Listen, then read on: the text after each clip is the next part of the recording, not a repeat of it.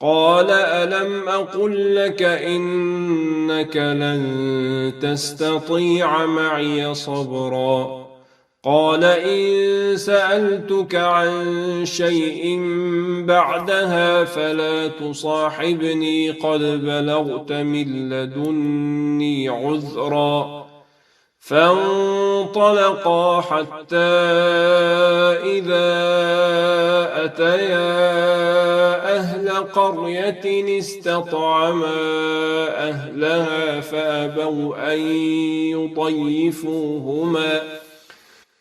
فأبوا أن يضيفوهما فوجدا فيها جدارا يريد أن ينقض فأقامه قال لو شئت لاتخذت عليه أجرا قال هذا فراق بيني وبينك سأنبئك بتأويل ما لم تستطع عليه صبرا أما السفينة فكانت لمساكين يعملون في البحر فأردت أن أعيبها وكان وراءهم ملك يأخذ كل سفينة غصبا وأما الغلام فكان أبواه مؤمنين فخشينا أن يرهقهما طغيانا وكفرا فأردنا أن يبدلهما ربهما خيرا منه زكاة وأقرب رحما وأما الجدار فكان لغلامين يتيمين في المدينة وكان تحته كنز لهما وكان أبوهما صالحا فأراد ربك أن يبلغا أشدهما ويستخرجا كنزهما رحمة من ربك وما فعلته عن أمري ذلك تأويل ما لم تسطع عليه صبرا ويسألونك عن ذي القرنين قل سأتلو عليكم منه ذكرا إنا مكنا له في الأرض وآتيناه من كل شيء سببا فأتبع سببا حتى إذا بلغ مغرب الشمس وجدها تغرب في عين حمئة ووجد عندها قوما قلنا يا ذا القرنين إما أن تعذب وإما أن تتخذ فيهم حسنا قال أما من ظلم فسوف نعذبه ثم يرد إلى ربه فيعذبه عذابا نكرا وأما من آمن وعمل صالحا فله جزاء الحسنى وسنقول له من أمرنا يسرا ثم أتبع سببا حتى إذا بلغ مطلع الشمس وجدها تطلع على قوم لم نجعل لهم من دونها سترا كذلك وقد أحطنا بما لديه خبرا ثم أتبع سببا حتى إذا بلغ بين السدين وجد من دونهما قوما لا يكادون يفقهون قولا قالوا يا ذا القرنين إن يأجوج ومأجوج مفسدون في الأرض فهل نجعل لك خرجا على أن تجعل بيننا وبينهم سدا قال ما مكني فيه ربي خير فأعينوني بقوة أجعل بينكم وبينهم ردما آتوني زبر الحديد حتى إذا ساوى بين الصدفين قال انفخوا حتى إذا جعله نارا قال آتوني أفرغ عليه قطرا فما استطاعوا أن يظهروه وما استطاعوا له نقبا قال هذا رحمة من ربي فإذا جاء وعد ربي جعله دكاء وكان وعد ربي حقا وتركنا بعضهم يومئذ يموج في بعض ونفخ في الصور فجمعناهم جمعا وعرضنا جهنم يومئذ للكافرين عرضا الذين كانت أعينهم في غطاء عن ذكري وكانوا لا يستطيعون سمعا أفحسب الذين كفروا أن يتخذوا عبادي من دوني أولياء إنا أعتدنا جهنم للكافرين نزلا قل هل ننبئكم بالأخسرين أعمالا الذين ضل سعيهم في الحياة الدنيا وهم يحسبون أنهم يحسنون صنعا أولئك الذين كفروا بآيات ربهم ولقائه فحبطت أعمالهم فلا نقيم لهم يوم القيامة وزنا ذلك جزاؤهم جهنم بما كفروا واتخذوا آياتي ورسلي هزوا إن الذين آمنوا وعملوا الصالحات كانت لهم جنات الفردوس نزلا خالدين فيها لا يبغون عنها حولا قل لو كان البحر مدادا لكلمات ربي لنفد البحر قبل أن تنفد كلمات ربي لنفد البحر قبل أن تنفد كلمات ربي ولو جئنا بمثله مددا قل إنما أنا بشر مثلكم يوحى إلي أنما إلهكم إله واحد فمن كان يرجو لقاء ربه فليعمل عملا صالحا ولا يشرك بعبادة ربه أحدا. Kur'an-ı Kerim Abdi Talih. أعوذ بالله من الشيطان الرجيم بسم الله الرحمن الرحيم كافها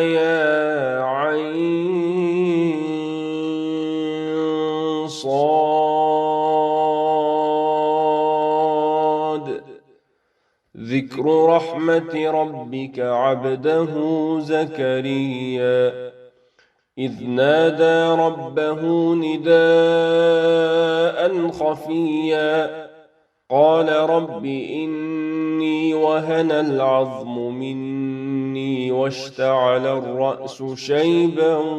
ولم أكن بدعائك رب شقيا وإني خفت الموالي من ورائي وكانت امرأتي عاقرا فهب لي من لدنك وليا يرثني ويرث من آل يعقوب واجعله رب رضيا يا زكريا إنا نبشرك بغلام اسمه يحيى لم نجعل له من قبل سميا قال رب أنى يكون لي غلام وكانت امرأتي عاقرا وقد بلغت من الكبر عتيا قال كذلك قال ربك هو علي هين وقد خلقتك من قبل ولم تك شيئا قال رب اجعل لي آية قال آيتك ألا تكلم الناس 3 ليال سويا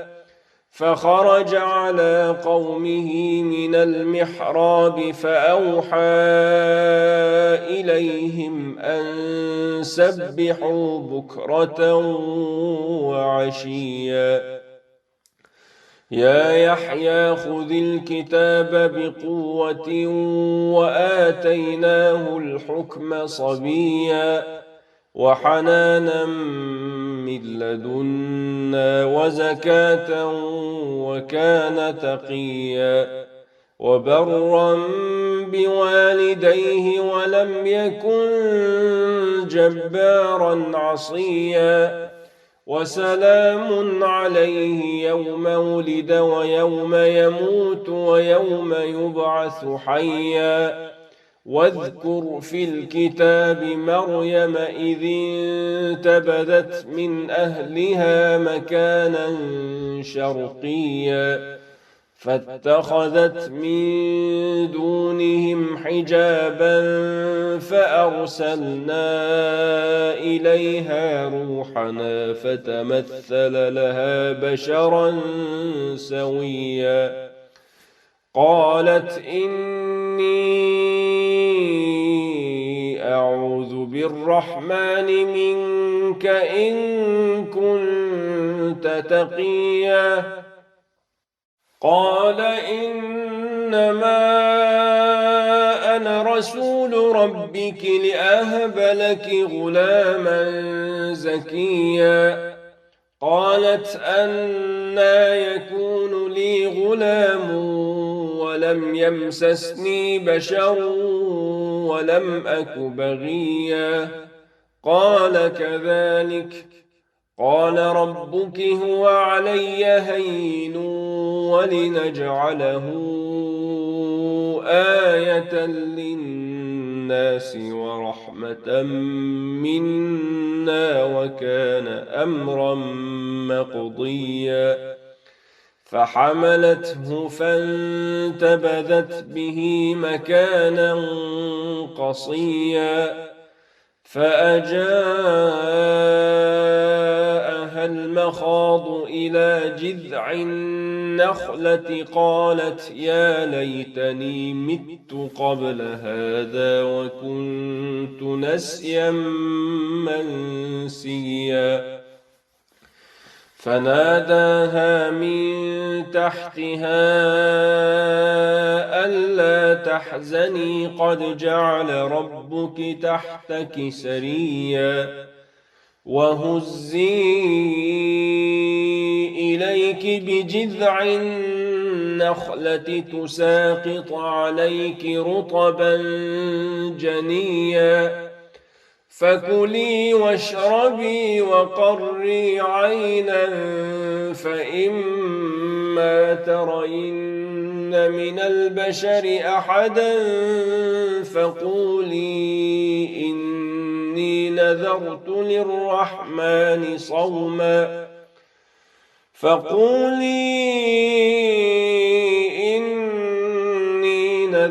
للرحمن صوما فلن أكلم اليوم إنسيا فأتت به قومها تحمله قالوا يا مريم لقد جئت شيئا فريا يا أخت هارون ما كان أبوك امرأ سوء وما كانت أمك بغيا فأشارت إليه قالوا كيف نكلم من كان في المهد صبيا قال إني عبد الله آتاني الكتاب وجعلني نبيا وجعلني مباركا أينما كنت وأوصاني بالصلاة والزكاة ما دمت حيا وبرا بوالدتي ولم يجعلني جبارا شقيا والسلام علي يوم ولدت ويوم أموت ويوم أبعث حيا ذلك عيسى ابن مريم قول الحق الذي فيه يمترون ما كان لله أن يتخذ من ولد سبحانه إذا قضى أمرا فإنما يقول له كن فيكون وإن الله ربي وربكم فاعبدوه هذا صراط مستقيم فاختلف الأحزاب من بينهم فويل للذين كفروا من مشهد يوم عظيم أسمع بهم وأبصر يوم يأتوننا لكن الظالمون اليوم في ضلال مبين وأنذرهم يوم الحسرة إذ قضي الأمر وهم في غفلة وهم لا يؤمنون إنا نحن نرث الأرض ومن عليها وإلينا يرجعون واذكر في الكتاب إبراهيم إنه كان صديقا نبيا إذ قال لأبيه يا أبت لم تعبد ما لا يسمع ولا يبصر ولا يغني عنك شيئا يا أبت إني قد جاءني من العلم ما لم يأتك فاتبعني أهدك صراطا سويا يا أبت لا تعبد الشيطان إن الشيطان كان للرحمن عصيا يا أبت إني أخاف أن يمسك عذاب من الرحمن فتكون للشيطان وليا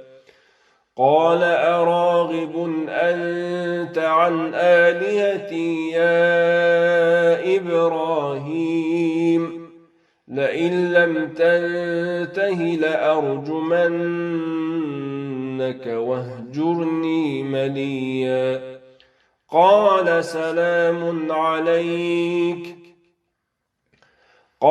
سلام عليك سأستغفر لك ربي إنه كان بي حفيا.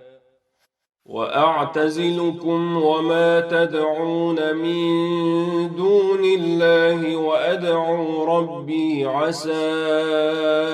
ألا أكون بدعاء ربي شقيا. فلما اعتزلهم وما يعبدون من دون الله وهبنا له إسحاق ويعقوب وكلا جعلنا نبيا ووهبنا لهم من رحمتنا وجعلنا لهم لسان صدق عليا. واذكر في الكتاب موسى إنه كان مخلصا وكان رسولا نبيا. وناديناه من جانب الطور الأيمن وقربناه نجيا. ووهبنا له من رحمتنا أخاه هارون نبيا. واذكر في الكتاب إسماعيل إنه كان صادق الوعد وكان رسولا نبيا. وكان يأمر أهله بالصلاة والزكاة وكان عند ربه مرضيا. واذكر في الكتاب إدريس إنه كان صديقا نبيا ورفعناه مكانا عليا. أولئك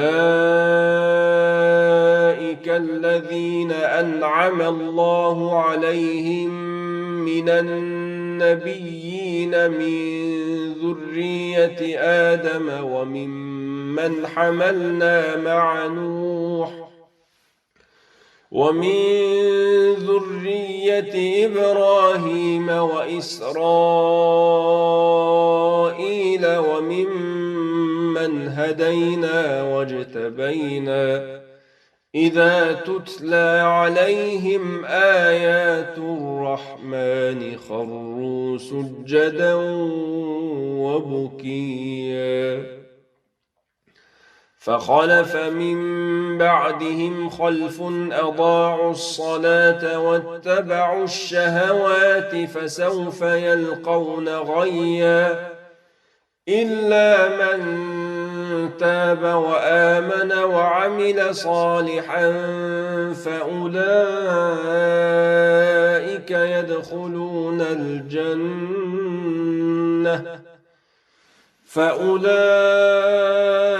يدخلون الجنة ولا يظلمون شيئا. جنات عدن التي وعد الرحمن عباده بالغيب إنه كان وعده مأتيا. لا يسمعون فيها لغوا إلا سلاما ولهم رزقهم فيها بكرة وعشيا. تلك الجنة التي نورث من عبادنا من كان تقيا. وما نتنزل إلا بأمر ربك له ما بين أيدينا وما خلفنا وما بين ذلك وما كان ربك نسيا. رب السماوات والأرض وما بينهما فاعبده واصطبر لعبادته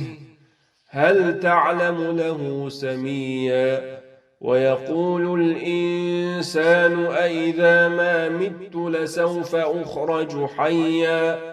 أولا يذكر الإنسان أنا خلقناه من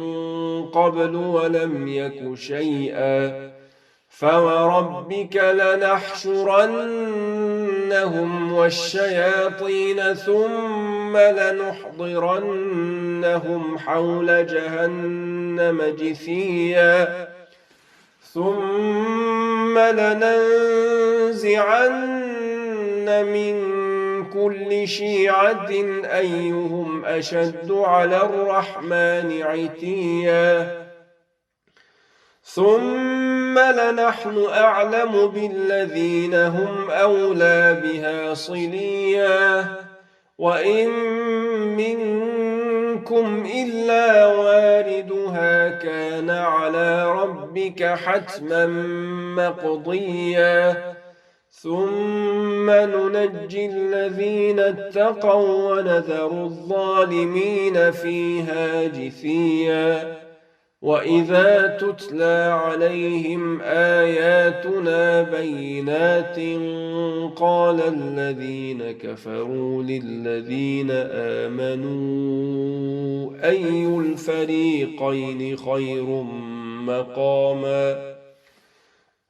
الفريقين خير مقاما وأحسن نديا وكم أهلكنا قبلهم من قرن هم أحسن أثاثا ورئيا قل من كان في الضلالة فليمدد له الرحمن مدا حتى إذا رأوا ما يوعدون إما العذاب وإما الساعة فسيعلمون من هو شر مكانا وأضعف جندا ويزيد الله الذين اهتدوا هدى والباقيات الصالحات خير عند ربك ثوابا وخير مردا أفرأيت الذي كفر بآياتنا وقال لأوتين مالا وولدا أطلع الغيب أم اتخذ عند الرحمن عهدا كلا سنكتب ما يقول ونمد له من العذاب مدا ونرثه ما يقول ويأتينا فردا واتخذوا من دون الله آلهة ليكونوا لهم عزا كلا سيكفرون بعبادتهم ويكونون عليهم ضدا ألم تر أنا أرسلنا الشياطين على الكافرين تؤزهم أزا فلا تعجل عليهم إنما نعد لهم عدا يوم نحشر المتقين إلى الرحمن وفدا ونسوق المجرمين إلى جهنم وردا لا يملكون الشفاعة إلا من اتخذ عند الرحمن عهدا وقالوا اتخذ الرحمن ولدا لقد جئتم شيئا إدا تكاد السماوات يتفطرن منه وتنشق الأرض وتخر الجبال هدا أن دعوا للرحمن ولدا وما ينبغي للرحمن أن يتخذ ولدا إن كل من في السماوات والأرض إلا آتي الرحمن عبدا لقد أحصاهم وعدهم عدا وكلهم آتيه يوم القيامة فردا إن الذين آمنوا وعملوا الصالحات سيجعل لهم الرحمن ودا فإنما يسرناه بلسانك لتبشر به المتقين وتنذر به قوما لدا وكم أهلكنا قبلهم من قرن هل تحس منهم من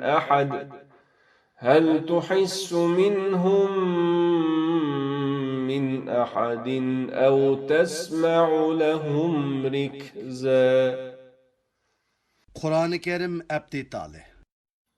أعوذ بالله من الشيطان الرجيم. بسم الله الرحمن الرحيم. طه ما أنزلنا عليك القرآن لتشقى إلا تذكرة لمن يخشى تنزيلا ممن خلق الأرض والسماوات العلى الرحمن على العرش استوى له ما في السماوات وما في الأرض وما بينهما وما تحت الثرى وإن تجهر بالقول فإنه يعلم السر وأخفى الله لا إله إلا هو له الأسماء الحسنى. وهل أتاك حديث موسى إذ رأى نارا فقال لأهلهم كثوا إني آنست نارا لعلي آتيكم منها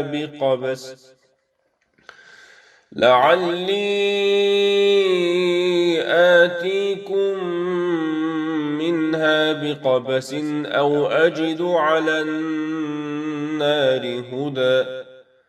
فلما أتاها نودي يا موسى إني أنا ربك فاخلع نعليك إنك بالوادي المقدس طوى وأنا اخترتك فاستمع لما يوحى إنني أنا الله لا إله إلا أنا فاعبدني وأقم الصلاة لذكري إن الساعة آتية أكاد أخفيها لتجزى كل نفس بما تسعى فلا يصدنك عنها من لا يؤمن بها واتبع هواه فتردى وما تلك بيمينك يا موسى قال هي عصاي أتوكأ عليها وأهش بها على غنمي ولي فيها مآرب أخرى قال ألقها يا موسى فألقاها فإذا هي حية تسعى قال خذها ولا تخف سنعيدها سيرتها الأولى واضمم يدك إلى جناحك تخرج بيضاء من غير سوء آية أخرى لنريك من آياتنا الكبرى اذهب إلى فرعون إنه طغى قال رب اشرح لي صدري ويسر لي أمري واحلل عقدة من لساني يفقه قولي واجعل لي وزيرا من أهلي هارون أخي أشدد به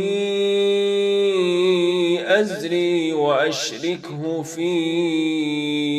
أمري كي نسبحك كثيرا ونذكرك كثيرا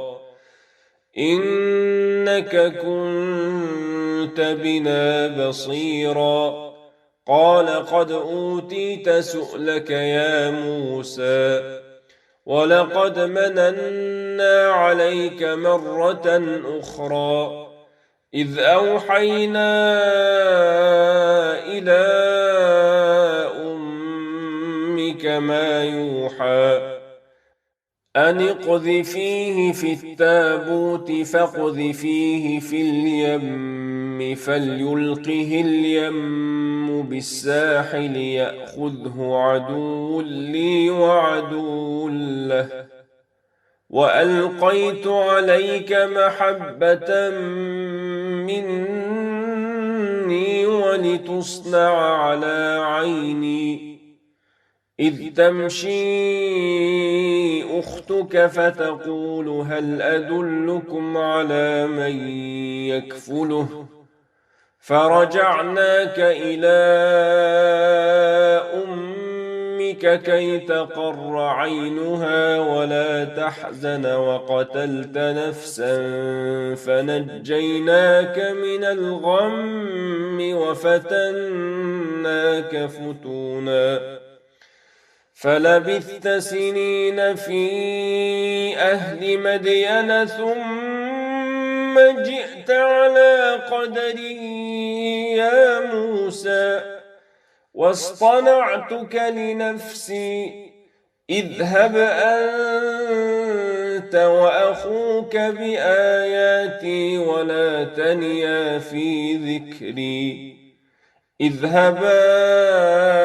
إلى فرعون إنه طغى فقولا له قولا لينا لعله يتذكر أو يخشى قالا ربنا إننا نخاف أن يفرط علينا أو أن يطغى قال لا تخافا إنني معكما أسمع وأرى فأتياه فقولا إنا رسولا ربك فأرسل معنا بني إسرائيل ولا تعذبهم قد جئناك بآية من ربك والسلام على من اتبع الهدى إنا قد أوحي إلينا أن العذاب على من كذب وتولى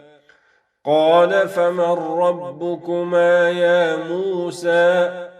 قال ربنا الذي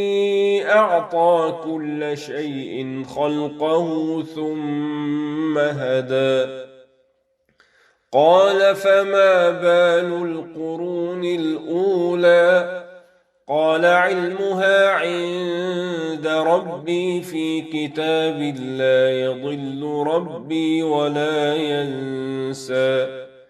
الذي جعل لكم الأرض مهدا وسلك لكم فيها سبلا وأنزل من السماء ماء فأخرجنا به أزواجا من نبات شتى كلوا وارعوا أنعامكم إن في ذلك لآيات لأولي النهى منها خلقناكم وفيها نعيدكم ومنها نخرجكم تارة أخرى ولقد أريناه آياتنا كلها فكذب وأبى قال أجئتنا لتخرجنا من أرضنا بسحرك يا موسى فلنأتينك بسحر مثله فاجعل بيننا وبينك موعدا لا نخلفه نحن ولا أنت مكانا سوى قال موعدكم يوم الزينة وأن يحشر الناس ضحى فتولى فرعون فجمع كيده ثم أتى قال لهم موسى ويلكم لا تفتروا على الله كذبا فيسحتكم بعذاب وقد خاب من افترى فتنازعوا أمرهم بينهم وأسروا النجوى قالوا إن هذان لساحران يريدان أن يخرجاكم من أرضكم بسحرهما ويذهبا بطريقتكم المثلى فأجمعوا كيدكم ثم أتوا صفا وقد أفلح اليوم من استعلى قالوا يا موسى إما أن تلقي وإما أن نكون أول من ألقى قال بل ألقوا فإذا حبالهم وعصيهم يخيل إليه من سحرهم أنها تسعى فأوجس في نفسه خيفة موسى قلنا لا تخف إنك أنت الأعلى وألق ما في يمينك تلقف ما صنعوا إنما صنعوا كيد ساحر ولا يفلح الساحر حيث أتى فألقي السحرة سجدا قالوا آمنا برب هارون وموسى قال آمنتم له قبل أن آذن لكم إنه لكبيركم الذي علمكم السحر فلأقطعن أيديكم وأرجلكم من خلاف ولأصلبنكم في جذوع النخل ولتعلمن أينا أشد عذابا وأبقى قالوا لن نؤثرك على ما جاءنا من البينات والذي فطرنا فاقض ما أنت قاض إنما تقضي هذه الحياة الدنيا إنا آمنا بربنا ليغفر لنا خطايانا وما أكرهتنا عليه من السحر والله خير وأبقى. إنه من يأت ربه مجرما فإن له جهنم لا يموت فيها ولا يحيا ومن يأته مؤمنا قد عمل الصالحات فأولئك لهم الدرجات العلى. جنات عدن تجري من تحتها الأنهار خالدين فيها وذلك جزاء من تزكى. ولقد أوحينا إلى موسى أن أسر بعبادي فاضرب لهم طريقا في البحر يبسا لا تخاف دركا ولا تخشى. فأتبعهم فرعون بجنوده فغشيهم من اليم ما غشيهم وأضل فرعون قومه وما هدى. يا بني إسرائيل قد أنجيناكم من عدوكم وواعدناكم جانب الطور الأيمن ونزلنا عليكم المن والسلوى. كلوا من طيبات ما رزقناكم ولا تطغوا فيه فيحل عليكم غضبي ومن يحلل عليه غضبي فقد هوى. وإني لغفار لمن تاب وآمن وعمل صالحا ثم اهتدى. وما أعجلك عن قومك يا موسى؟ قال هم أولئك على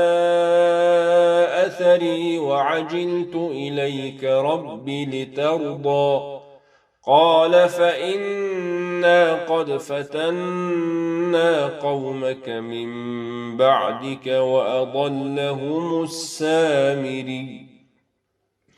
فرجع موسى إلى قومه غضبان أسفا قال يا قوم ألم يعدكم ربكم وعدا حسنا أفطال عليكم العهد أم أردتم أن يحل عليكم غضب من ربكم فأخلفتم موعدي؟ قالوا ما أخلفنا موعدك بملكنا ولكننا حملنا أوزارا من زينة القوم فقذفناها فكذلك ألقى السامري. فأخرج لهم عجلا جسدا له خوار فقالوا هذا إلهكم وإله موسى فنسي. أفلا يرون ألا يرجع إليهم قولا ولا يملك لهم ضرا ولا نفعا؟ ولقد قال لهم هارون من قبل يا قوم إنما فتنتم به وإن ربكم الرحمن فاتبعوني وأطيعوا أمري. قالوا لن نبرح عليه عاكفين حتى يرجع إلينا موسى. قال يا هارون ما منعك إذ رأيتهم ضلوا ألا تتبعني أفعصيت أمري؟ قال يا ابن أم لا تأخذ بلحيتي ولا برأسي، إني خشيت أن تقول فرقت بين بني إسرائيل ولم ترقب قولي. قال فما خطبك يا سامري؟ قال بصرت بما لم يبصروا به فقبضت قبضة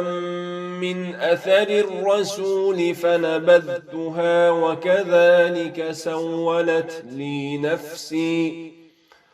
قال فاذهب فإن لك في الحياة أن تقول لا مساس وإن لك موعدا لن تخلفه وانظر إلى إلهك الذي ظلت عليه عاكفا لنحرقنه ثم لننسفنه في اليم نسفا. إنما إلهكم الله الذي لا إله إلا هو وسع كل شيء علما. كذلك نقص عليك من أنباء ما قد سبق وقد آتيناك من لدنا ذكرا. من أعرض عنه فإنه يحمل يوم القيامة وزرا خالدين فيه وساء لهم يوم القيامة حملا. يوم ينفخ في الصور ونحشر المجرمين يومئذ زرقا يتخافتون بينهم إن لبثتم إلا عشرا. نحن أعلم بما يقولون إذ يقول أمثلهم طريقة إن لبثتم إلا يوما. ويسألونك عن الجبال فقل ينسفها ربي نسفا فيذرها قاعا صفصفا لا ترى فيها عوجا ولا أمتا. يومئذ يتبعون الداعي لا عوج له وخشعت الأصوات للرحمن فلا تسمع إلا همسا. يومئذ لا تنفع الشفاعة إلا من أذن له الرحمن ورضي له قولا. يعلم ما بين أيديهم وما خلفهم ولا يحيطون به علما. وعنت الوجوه للحي القيوم وقد خاب من حمل ظلما. ومن يعمل من الصالحات وهو مؤمن فلا يخاف ظلما ولا هضما. وكذلك أنزلناه قرآنا عربيا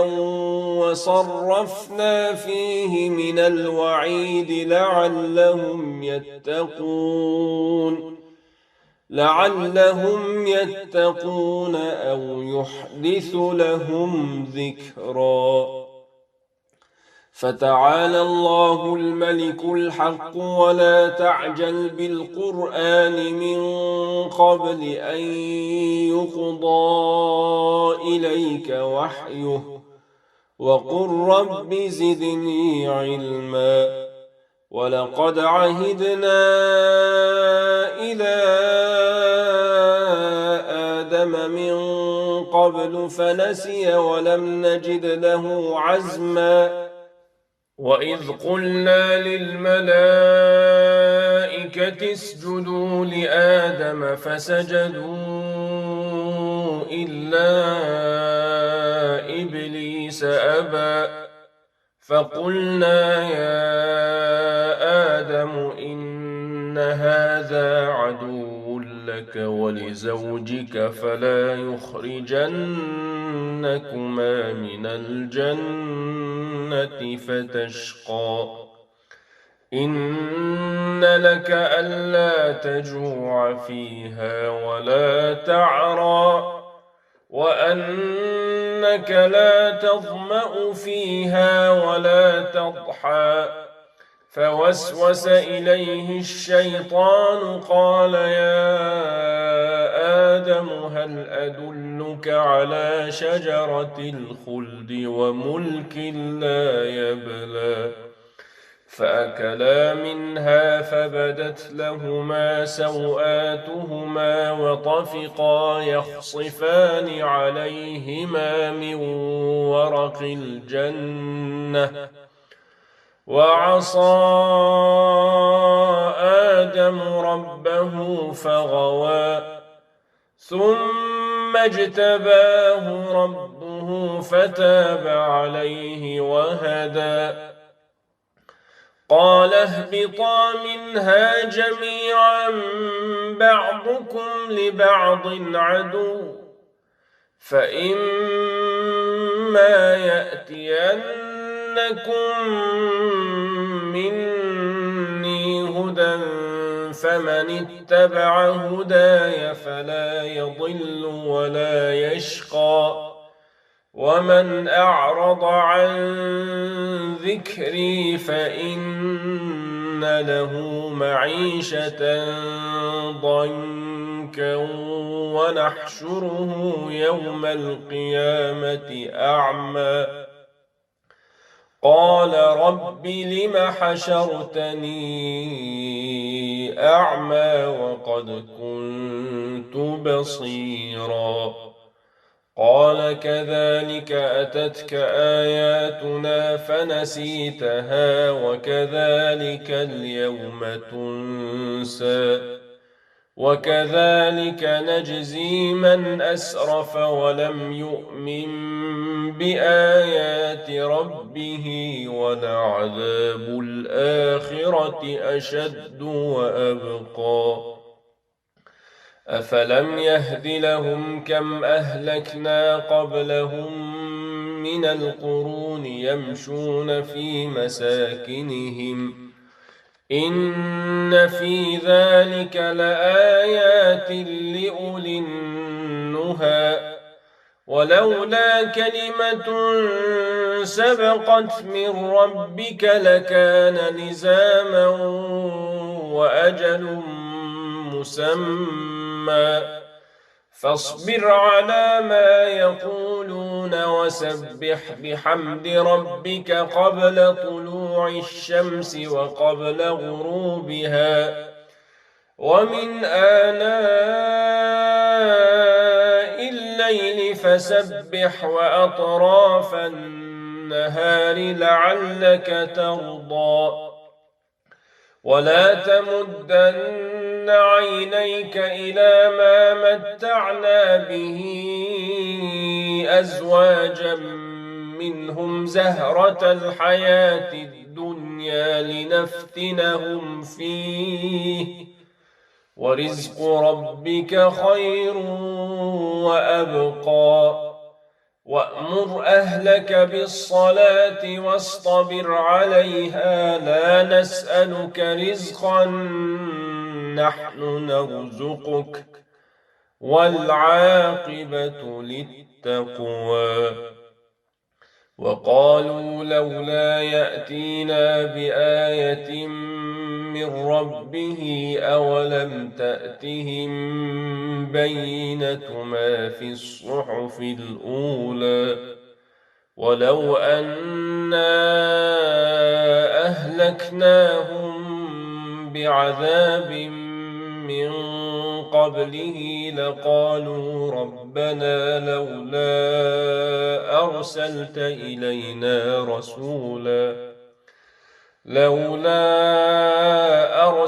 إلينا رسولا فنتبع آياتك من قبل أن نذل ونخزى قل كل متربص فتربصوا فستعلمون من أصحاب الصراط السوي ومن اهتدى. Kur'an-ı Kerim Abdi Tali